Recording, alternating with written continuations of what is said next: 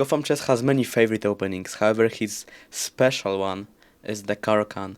In today's video I will show you all the variations and everything you need to know to win every game under 1500 rating. So obviously the Caro-Kann starts with c6.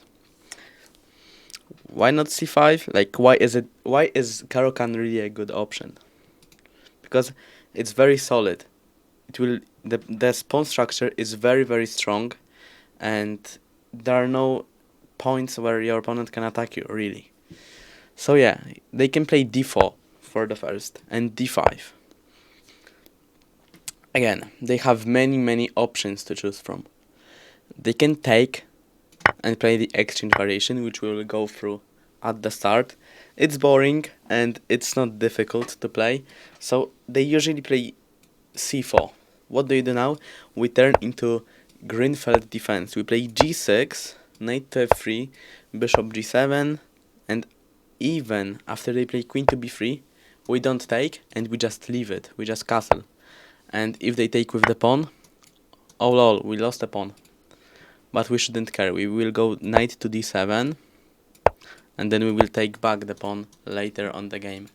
So the plan is to take back the pawn and attack the isolated pawn on d4. That's it. Another variation, a tricky one, which I hated to play against, is e5. And black can play c5 or bishop f5. I play bishop f5. What I need you to focus is pawn to g4. It's not a move that Grandmaster would play. However, it's a trap. And if you play bishop g6, play h4, and your bishop is almost trapped, so we need to do something. You need to move this pawn, yes? So after you play h5, they play e6. Destroying your pawn structure. If you push forward, they play bishop d3, and they are just infiltrating you. If you take, they again play this thing, and again queen g6. The position is terrible. You can try to win, but it's going to be very difficult, and I don't recommend you to play that. So after g4 you play bishop d7.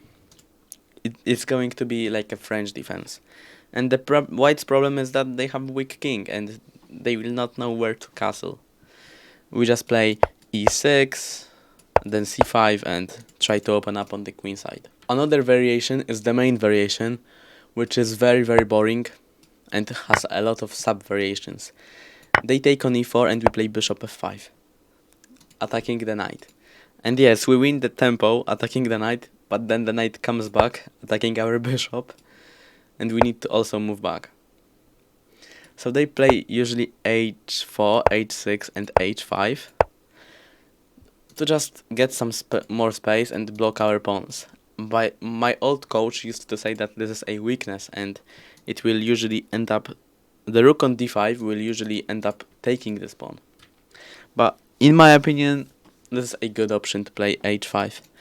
So what? They play bishop d3 to trade and put the queen on a very good square. We can play e6, a simple e6, opening up the bishop. After knight f3, we always want to play knight d7, so after they go here we can take and get rid of this nasty knight. White usually plays bishop d2, but sometimes they play bishop f4 to not allow you to play queen c7. And usually you play queen a5, bishop d2, forcing him to move there, and then you move back. And this is a good position. There's like long castle, knight f6, and they have again a few options like queen e2 or knight e4. Let's say knight e4. We trade, getting some more space. And the game is a little bit boring, I need to say. You can also short castle, but I always used to castle in the same way my opponent did, to just be safe. So white will usually try to push you forward, and you just want to exchange the pieces and try to control the d4, the d file. That's it. The closed variation, favored by Bobby Fischer. They play knight to c3 without putting the pawn on d4. And yes, every beginner, me too, we used to say d4 is the best move, but after knight e2, they play knight pawn to c3 and they break your pawn structure. This pawn might be even lost. We don't know. So we don't push. We usually play bishop g4 to just get a little bit more control over the center. And the whole point of Caro-Kann is to develop the bishop before the pawn. So it's just active. The Caro-Kann is like an opposite of the French defense. And well, we usually just trade it, and again we have just very simple position. We are very solid, and that's the whole point. They will try to play g4 and f4. They also sometimes play bishop g3 system. We castle, queen e2, and then they just try to push forward, and we try to counterattack in the center and on the queen side. Caro-Kann doesn't really have like obvious plans. We always just try to counterattack your opponent. For the last, I left you f3 system. Yes, it's nasty. I was always scared of this system, but you can just take and play e5. And that's really it. After they take, you might even trade, then get back this pawn and have some fun with this position. Like, you have beautiful pawns and he has 3 pawn structures. This will be easily taken. Let's say something like this. The king is uncastled. That's also a big problem. And what? You just trade.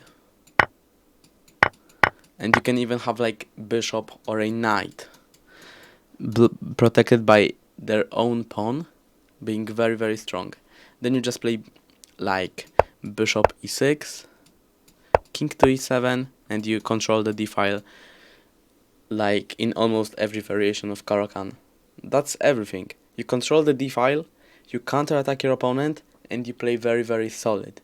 That's it. Thank you. See ya.